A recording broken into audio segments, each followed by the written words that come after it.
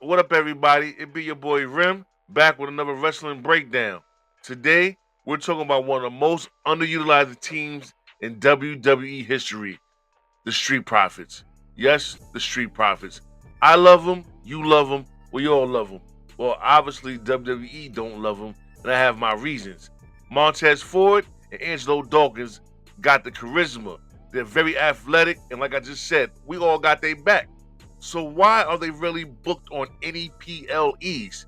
That's what baffles me. Like, they were your tag team champions on SmackDown, but since they got the SmackDown titles, they never defended them on any PLE after they won them at Mania. We're gonna find out why. Let's break it all down. That probably take her. Big leagues, Wanna know the difference between my big leagues, everything we do on this side, man. big leagues, Everything. big league, y'all, big league, big leagues, big boy. Alright, so I've been watching WWE for a very long time, and NXT as well.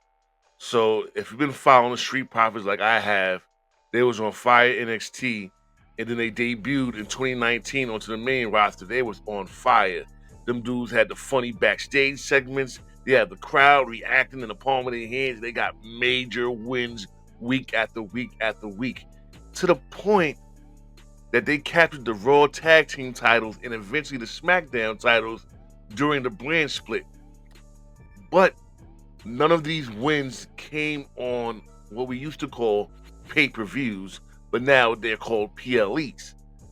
That's my main gripe. Like, why? Why can't these boys, these men, this very talented tag team, ever get a win on a big show? I mean, you got the Major Four, which is the Royal Rumble, SummerSlam, WrestleMania, and Survivor Series. But between those four PLEs, there's like 30 more that they can win on. But why? Why? Please, somebody explain that to me. Because compared to the Usos or the New Day, these guys were never on PLEs defending their titles, and they're the top three tag teams in WWE right now. Alright, let's keep it a Hondo. I know, like you know, like the rest of the WWE know, and anybody on these internet streets know, that WWE itself really doesn't care about tag team wrestling. We've seen it during the Vince era, and we're starting to see it through the Triple H era. Like, tag teams don't exist unless you down with that group that's on my screen right now. If you Bloodline, then you good. You get tag team matches. If you Bloodline, if you Bloodline, you get everything you want, as long as you throwing the ones up. But as for the Street Profits, they was always presented as this new fun team. You know, they down with the street culture. They know the vibes. The WWE universe loves them. But they also get used to put other tag teams over. Maybe new signings, maybe people being called up from NXT to the main roster. It's like the Street Profits are the measuring stick for good tag team wrestling, but never gets the green light to shine on their own. And that sucks, man. To me, it really do. And basically, you get all the great matches in the world, but if there's no story to tell and no storyline, that means you ain't got no PLE spot. And that also sucks. Alright, so now we in the year 2023 to 2024 season of WWE. They don't know what the fuck they doing, right? So now, we get something that we asked for, but we quite didn't ask for it, but we got it anyway. And we thought like, oh shit, this might be it. We might got one, right? So long story short, Bobby Lashley's on his own. There's no more Hurt Business. And the Street Profits decide to line up with Bobby Lashley. I'm thinking, oh shit, we got Street Business, the Hurt Profits. It's about to be up. We up, you know what I mean?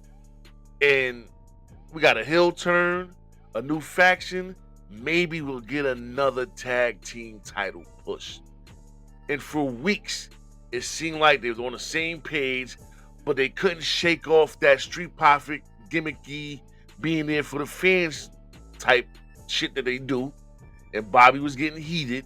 He was chastising him, and after a while, the angle just sucked. It got fizzled out, no payoffs, no PL title matches, No big moments, nothing. And then Bobby Lashley leaves and goes to AEW, and the Hurt Syndicate is reborn, and all we left with is the Street Profits and now B-Fab. So what are we gonna do? All right, we've been seeing this tease for years. I see it, you see it, WWE see it, but nobody wants to pull the trigger on it. And that's the Montez Ford solo run. They see him as a breakout star. We've been seeing that. But they keep teasing it, like from when he had his Royal Rumble performance. They know he's athletic and his mic skills is crazy.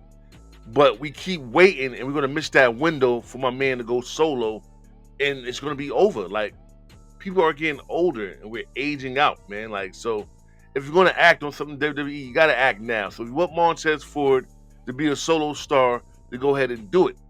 But I think they feel if Montez goes solo, that he's going to leave Dawkins behind. But Angelo ain't no slouch. He stepped it up major in the last 2 to 3 years. And I think they could both be solo stars and have great careers and don't have to turn on each other. You know what I mean? The Street Profits are legit that brotherhood that the New Day used to be.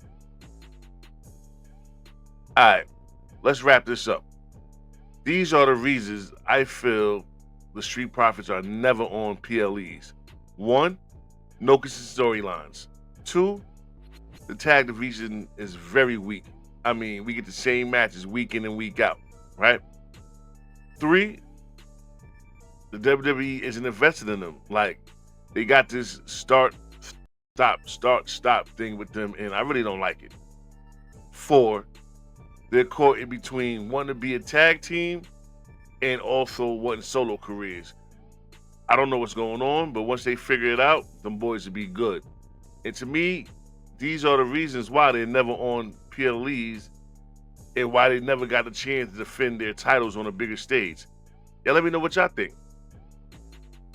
Alright, so this is my video on the Street Profits and how I feel that WWE is fumbling them.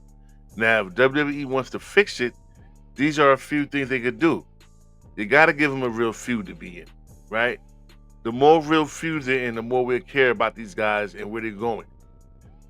We need them in a faction war.